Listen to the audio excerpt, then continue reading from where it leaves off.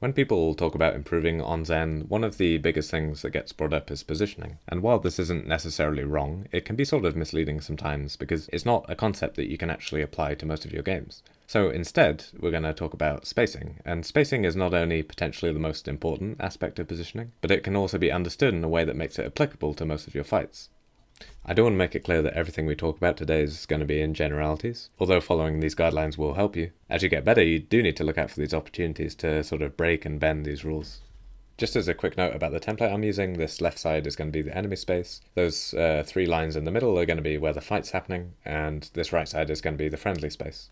As with most heroes, Zen has these three main spaces he should be playing in. One where he starts the fight, and then the other two where he sort of rotates to in response to what's actually happening in the fight. So Zen wants to start, almost all of his fights in this sort of 30 to 40 meter range, and this is for quite a few reasons. Obviously it puts him in all range of the front line. It gives him great lines of sight, all over the fight. Not only so he can see what's going on, but almost more importantly, so that he can, look out for people going for those flanks on him. It also keeps him out of dive range of the enemy front line.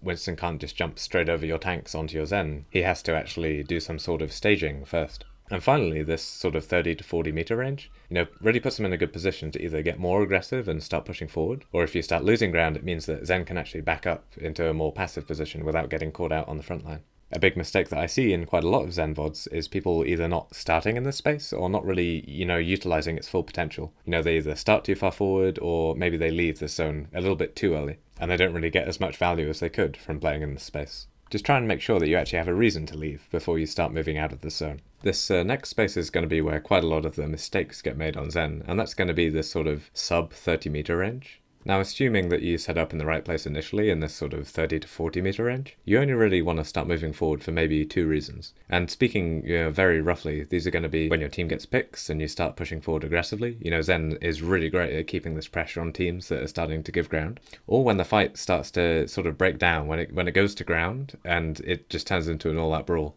Starting to move forward then as Zen is fine. As you get to this closer range, it's going to be a lot easier for you to hit shots. It's going to be a lot easier for you to find these sort of alternate angles on the brawl as it's happening. So moving forward in these sort of situations is fine, as long as you remember, play around your tanks, play around cover, corners, doorways, use anything you can. Still be careful about going too far forward, try not to get caught into sort of shatter range if you're against a Reinhardt, or maybe dash range if the Genji is still alive. But in terms of spacing, moving forward in those situations is perfectly valid.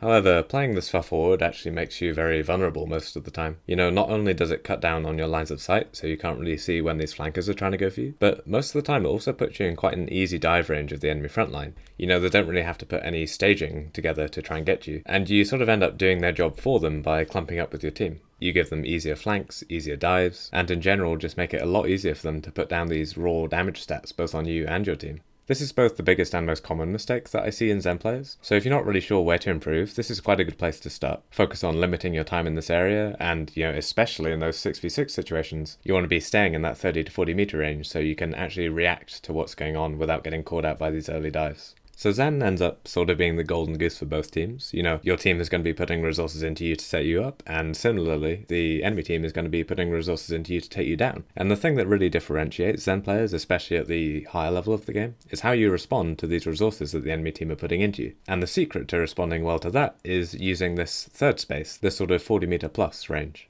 While most of the errors that Zen players make are related to playing too much in that closer range, this further range goes really underutilized both by rookie and veteran players alike. And that's mostly because step one of using this further range is spotting when the enemy is going for these staging maneuvers. Now, staging and spotting when it's happening is quite a big topic that deserves its own video, but to put it briefly, it's all about using your lines of sight to spot when a Tracer starts setting up on a flank, or when a Winston starts going to these sort of in-between positions, usually these places that are quite close to your team but are just out of their line of sight. And it's important that you recognize as a Zen player that you're being set up as the dive target. And in response to this, you need to start backing up. You need to start moving into this sort of 40 meter plus range. And this is, again, for quite a few reasons. First off, it makes their staging more difficult. They have to push to these sort of more aggressive positions. They have to work their way past your team. Maybe to stage for you in your sort of more passive position, they have to set up in some ground that your team's already contesting. And overall, it means that they just have to put more resources into you. And it gives them quite a difficult decision because in this situation, your only goal really is to be a resource hog from the enemy team. And playing around this properly by sort of backing up and drawing them in, is really great for you. Not only does it make it a lot easier for you to sort of spot them as they're coming towards you, and it gives you a much better chance in these duels that you're going to end up having. If Tracer needs to use 2 or 3 blinks to actually get to you, you're going to stand a much better chance of fighting her off. And if Winston can't quite reach you with his jump pack, it's going to be very difficult for him to close out that kill by himself. It also works great for your team because it gives them 2 really good options. Either they can go for a counter dive on these people that you've just drawn right into your team's space, or they can exploit the fact that those resources going into you are no longer defending their team, and they can go for quite an efficient backline trade. We see this happen all the time on maps like Anubis B, for example, where a team can push in and go aggressively for a dive, but leave 2 or 3 of the enemy at the front gate who just drop down onto their backline and get a good trade.